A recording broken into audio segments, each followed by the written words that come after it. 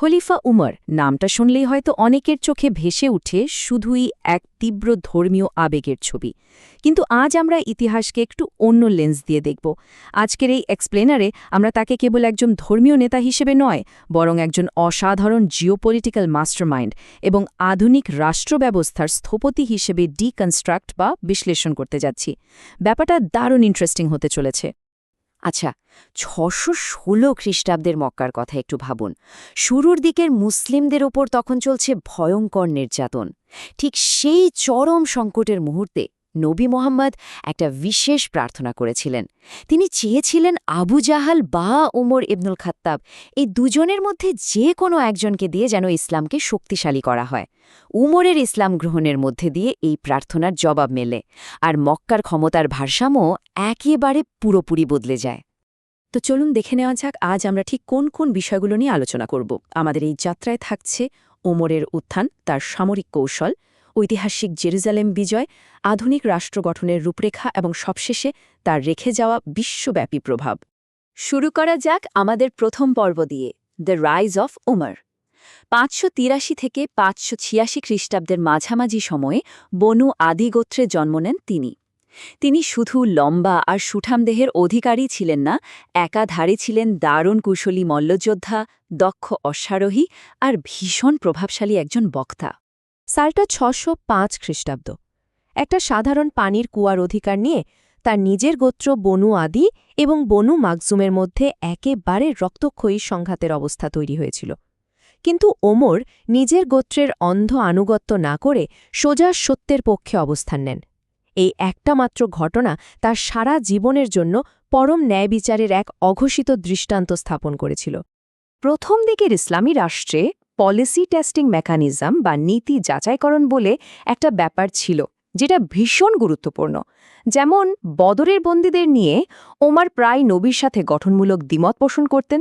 এটাকে কোনোভাবেই বিদ্রোহ বলা যাবে না, বরং এটা ছিল রাষ্ট্রের দীর্ঘমেয়াদী মঙ্গলের জন্য পলিসি যাচাই করার একদম আধুনিক আর কার্যকর একটা পদ্ধতি।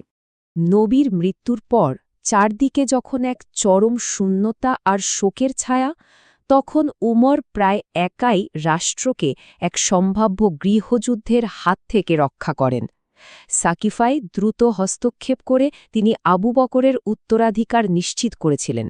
শুধু তাই নয়, পরবর্তীতে আবু বকরের শাসনামলে তিনি মূলত রাষ্ট্রের স্ট্র্যাটেজিক ব্রেইন বা কৌশলগত মস্তিষ্ক হিসেবে কাজ করেছেন এবং কোরআন সংকলনের মতো যুগান্তকারী সিদ্ধান্তগুলোকে সামনে এগিয়ে নিয়েছেন। এবার আসা যাক দ্বিতীয় পর্বে, মাস্টার অফ মিলিটারি স্ট্র্যাটেজি। ৬৩৪ খ্রিস্টাব্দে খলিফা হিসাবে দায়িত্ব নেন ওমর। তার এই যে কিংবদন্তিতুল্য সামরিক প্রতিভা, এটা কিন্তু কোনো আকস্মিক ঘটনা ছিল না, বরং এর পেছনে ছিল অত্যন্ত সুশৃঙ্খল এবং গভীরভাবে অধ্যয়ন করা এক রণকৌশল। এই টাইমলাইনটার দিকে একটু খেয়াল করলে দেখবেন প্রতিটি যুদ্ধক্ষেত্রেই তাকে এক একটি নতুন কৌশল শিখিয়েছে। বদর থেকে তিনি শিখেছেন পজিশনিং বা অবস্থানের গুরুত্ব, উহুদ থেকে শৃঙ্খলা, খন্দক থেকে ডিফেন্স বা রক্ষণাত্মক কৌশল, খাইবার থেকে অর্থনীতি, আর তাবুক থেকে শিখেছেন কিভাবে কেবল উপস্থিতির মাধ্যমে শত্রুকে নিবৃত করা যায়। মানে তিনি আবেগ থেকে বেরিয়ে এসে নিখুঁত রাষ্ট্রীয় শৃঙ্খলার দিকে ফোকাস করেছিলেন। এখানকার চিত্রটা বেশ ইন্টারেস্টিং। তার জিওপলিটিক্যাল টার্গেটগুলো খুব পরিষ্কার বোঝা যাচ্ছে এখানে। একদিকে বাইজেন্টাইন সাম্রাজ্য, যারা প্রশাসনিকভাবে অনেক শক্তিশালী হলেও তাদের সীমান্ত প্রতিরক্ষা ছিল বেশ ছড়ানো ছিটানো আর দুর্বল।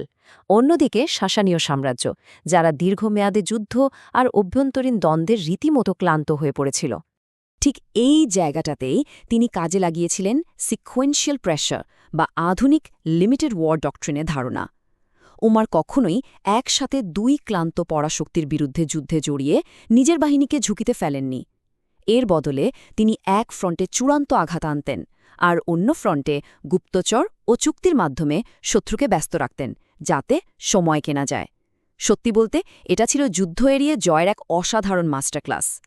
আমাদের তৃতীয় পর্ব, দ্য জেরুজালেম কনকোয়েস্ট। ৬৩৬ খ্রিস্টাব্দে ইয়ারমুখ নদীর তীরে এক নির্ণায়ক বিজয় বাইজেন্টাইন সেনাবাহিনীকে পুরোপুরি ভেঙে দেয়, আর এর ফলাফল হিসেবে ঐতিহাসিকভাবে অত্যন্ত গুরুত্বপূর্ণ শহর জেরুজালেম কার্যত অবরুদ্ধ এবং বিচ্ছিন্ন হয়ে পড়ে। ক্ষমতা হস্তান্তরের দৃশ্যটা একটু কল্পনা করুন তো। খলিফা ওমর কোনো জাঁকজমকপূর্ণ রাজকীয় বহর নিয়ে নয়, বরং একদম সাধারণ পোশাকে একটা উটের পিঠে চড়ে শহরের চাবি গ্রহণ করতে আসেন। তিনি অত্যন্ত হিসাব কষে গির্জার ভেতরে নামাজ পড়তে অস্বীকৃতি জানিয়েছিলেন, যেন ভবিষ্যতের কোনো প্রজন্ম সেই গির্জাকে মসজিদ হিসেবে দাবি করে বসতে না পারে। সেই ঐতিহাসিক চুক্তির শর্তগুলো দেখলে আজও অবাক হতে হয়। গির্জাগুলোর নিরঙ্কুশ নিরাপত্তা নিশ্চিত করা হয়, অবাধ ধর্মীয় স্বাধীনতা দেওয়া হয় এবং কাউকে তার পরিচয় বদলাতে বাধ্য করা হয়নি। এই অসাধারণ কূটনীতির ফলেই কিন্তু বিনা রক্তপাতে ক্ষমতা হস্তান্তর সম্ভব হয়েছিল, আর ইসলাম স্থানীয় খ্রিস্টানদের কাছে হয়ে উঠেছিল আস্থার এক অবিচল প্রতীক। চতুর্থ পর্ব, বিল্ডিং আ মডার্ন স্টেট, অর্থাৎ একটি আধুনিক রাষ্ট্র গঠন। যুদ্ধক্ষেত্র থেকে এবার আমরা একটু প্রশাসনিক টেবিলের দিকে নজর দেব। তার সবচেয়ে বড় বুদ্ধিমত্তা কেবল সাম্রাজ্য জয়ে ছিল না, বরং একটা জটিল ও আধুনিক রাষ্ট্র কাঠামো পরিচালনায় নিহিত ছিল। তার প্রশাসনিক প্রজ্ঞার একটা দারুণ প্রমাণ পাওয়া যায় পারস্য সাম্রাজ্যের চূড়ান্ত পতনের পর। তিনি তাদের আগে থেকে থাকা কর ব্যবস্থা, ভূমির রেকর্ড এবং স্থানীয় ক্লার্ক বা জরিপকারীদের বহাল রাখেন, কারণ তিনি খুব ভালো করেই জানতেন যে সাধারণ মানুষের জন্য তাৎক্ষণিক অর্থনৈতিক স্থিতিশীলতা বজায় রাখাটা কতটা জরুরি। সত্যি বলতে শাসন ব্যবস্থায় তিনি এক বৈপ্লবিক পরিবর্তন এনেছিলেন। সামরিক ক্ষমতাকে বিকেন্দ্রীকরণ, স্বাধীন বিচার বিভাগ প্রতিষ্ঠা, গভর্নরদের ব্যবসার ওপর নিষেধাজ্ঞা এবং মদিনাকে একটি অনাড়ম্বর রাজধানী হিসেবে বজায় রাখা, এসবই ছিল তার পলিসির অংশ। এমনকি রাষ্ট্রের চেয়ে কোনো ব্যক্তি যেন বড় না হয়ে যায় তা প্রমাণ করতে তিনি তার তৎকালীন শীর্ষ সেনাপতি খালিদ ইবনে ওয়ালিদকেও নির্দ্বিধায় পদচ্যুত করেছিলেন। জবাবদিহিতার ব্যাপারে তার এই বিখ্যাত উক্তিটা হয়তো অনেকেই শুনেছেন, যদি ইরাকের একটি খচ্চর রাস্তা খারাপ হওয়ার কারণে হোঁচট খায়, তবে উমরকে আল্লাহর কাছে জবাবদিহি করতে হবে। এই কঠোর সুশাসনের কারণেই 638 থেকে 639 খ্রিস্টাব্দে এক ভয়াবহ দুর্ভিক্ষ এবং মহামারীর সময় তিনি নাগরিকদের রক্ষার জন্য সমস্ত সামরিক অভিযান পর্যন্ত স্থগিত করে দিয়েছিলেন। এবার চলে আসলাম আমাদের পঞ্চম এবং শেষ পর্বে, অ্যান ইন্ডিওরিং গ্লোবাল লেগেসি।